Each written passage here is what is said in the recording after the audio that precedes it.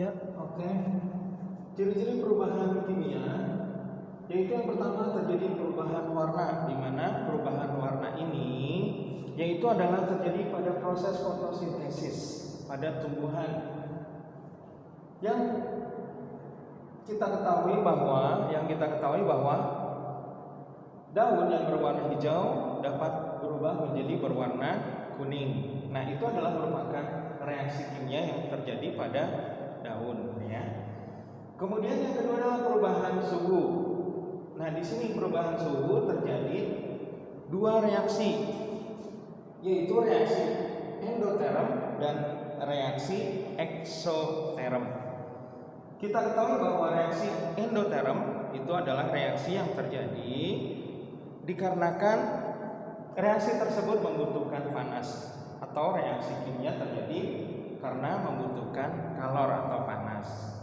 Sebagai contoh misalnya adalah petasan. Petasan tidak akan meledak kalau tidak dibakar atau dipanaskan, ya. Ketika dinyalakan petasan, maka akan terjadi reaksi endoterm. Reaksi itu terjadi karena adanya energi panas atau kalor, sehingga petasan bisa meledak diakibatkan oleh nyala yang kita timbulkan dari api, ya. Kemudian reaksi eksoterm, reaksi yang menghasilkan panas atau timbul panas dikarenakan reaksi tersebut.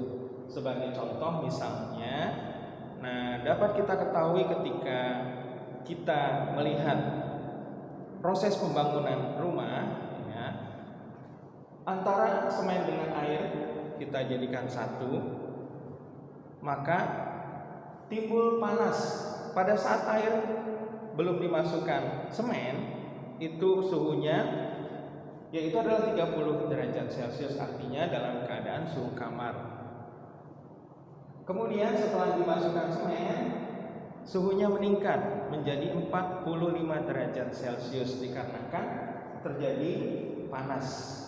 Nah, itu adalah namanya reaksi endoterm, reaksi yang menghasilkan panas, ya. Jadi pada perubahan suhu di sini terjadi dua reaksi, yaitu reaksi endoterm dan reaksi eksoterm. Kemudian yang ketiga adalah terbentuknya endapan. Nah, endapan ini bisa terbentuk dikarenakan yaitu adalah sebagai contoh misalnya susu, ya. Ketika kita buat susu pada saat kita mau berangkat, kita lupa nih, tidak diminum. Nah, kita ketemu lagi sore hari. Apa yang terjadi? Nah, susunya sudah berubah, ya. Di atas terlihat agak sedikit bening, di bawah kelihatan keruh, ya. Nah, itu adalah terdapatnya endapan, terbentuk endapan di bawahnya. Nah, itu sudah tidak boleh diminum dikarenakan sudah kadaluarsa. Jadi harus diganti, ya. Kemudian yang terakhir adalah timbulnya gas. Nah, timbulnya gas ini dapat kita jumpai juga pada makanan, ya, makanan yang sudah kadaluarsa, makanan yang sudah dikemas di dalamnya. Misalkan adalah makanan-makanan yang mudah kita dapati, ya, atau kita kemas. Sebagai contoh misalnya pempek Palembang yang belum kita goreng, kita bungkus dalam plastik, ya. Kemudian kita biarkan selama 2 hari. Ternyata pempek tersebut kadaluarsa, sehingga dia akan menghasilkan gas yang awalnya pembungkusnya rata, itu tiba-tiba mengembung, ya. Nah, itu dikarenakan adalah reaksi dalam empek-empek tersebut menghasilkan gas, ya, terjadi pembusukan. Nah, itu adalah ciri dari perubahan kimia. Oke, saya rasa dapat dipahami oleh para siswa yang masih ada di rumah, ya.